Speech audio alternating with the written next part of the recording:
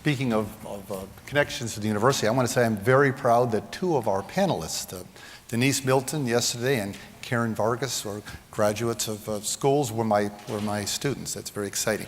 I have to start off by reflecting on sitting in a chair doing a presentation. I've never done that in 31 years, and it did remind me of years ago when I was dean at the University of Alabama. I was asked to do a presentation at Mississippi State, and it was in August, and it was about 100 degrees and 95% humidity, and I was running late, and I drove over about 70 miles to Mississippi State, and they had sent me the wrong map.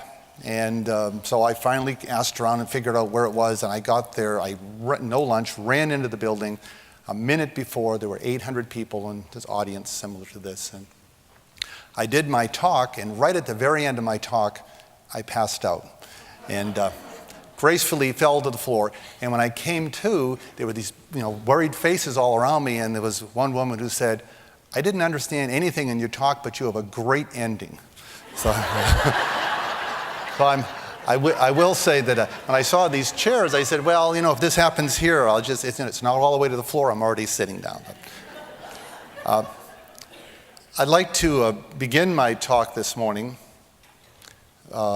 by asking you to join me on an imaginary road trip along one of the U.S. highways that were constructed in the 20s or 30s. As an example, maybe US 1 that runs along the East Coast, or US 77 that runs up middle of the United States, in fact, runs through Texas.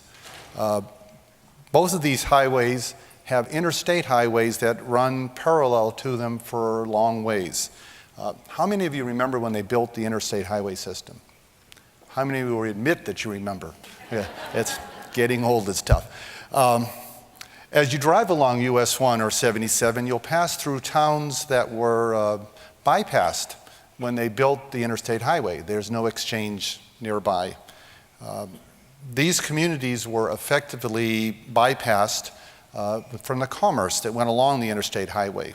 And what's interesting, there's all sorts of studies on this, economic and social life in these towns has been significantly and permanently impaired by the lack of connectivity to the interstate highway, for that commerce that flowed along the highway. In 1994, I delivered a paper at NASA in which I used the metaphor of the interstate highway system to warn of the impact of not being connected to the emerging digital highway. It's interesting, 15 years later, the internet has indeed emerged as a major conduit of commerce. Let's do a little poll in here. In the last month, how many of you have conducted some kind of commerce on the internet? Paid a bill, right? Many times. The lack of adequate connectivity to that conduit can have the same significant and permanent negative impact that lack of access to the interstate highway system had. A high-speed connection to the internet brings it with opportunities too numerous to mention.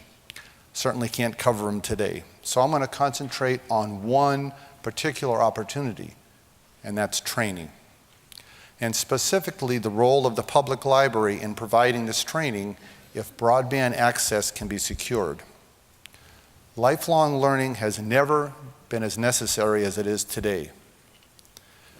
This is a startling statistic. The average person changes jobs 10 times in their lifetime, and sometimes those changes aren't voluntary. In addition to job-related skills, there are many skills and abilities that are necessary to obtain and retain high-quality employment. These include basic communication skills, computing skills, workplace behavior, preparing a resume, networking, interviewing, on and on. There are wonderful examples of public libraries playing a role in delivering employment training at the library. The New York Public Library and the STRIVE program is an example. However, many public libraries do not have the resources to offer this level of face-to-face training for their patrons. Now, the good news is there are available online many opportunities to acquire these skills. In the past decade, the web has begun to reach its potential as the best source for lifelong learning. And this potential has been accelerated by the development and emergence of social networking tools. The bad news is And a large number of people for whom these skills and abilities are especially critical don't happen to be near a quality on-ramp to the digital highway. The public library, as you know, assisted by entities such as the Gates Foundation, have served a critical role in providing the computing in the library necessary to access the digital highway. Unfortunately, because of bandwidth limitations, sometimes the access ramp is more like a dirt road than the high throughput conduit to be required to take full advantage of these training opportunities. The disproportionate impact of the current economic downturn on the lower socioeconomic employment is a clear call for providing access to effective job training. A public library connected adequately to the digital highway can serve an important role in meeting what we hope will be a short-term need for helping the unemployed and underemployed, but can also serve a long-term function as an access point to lifelong learning.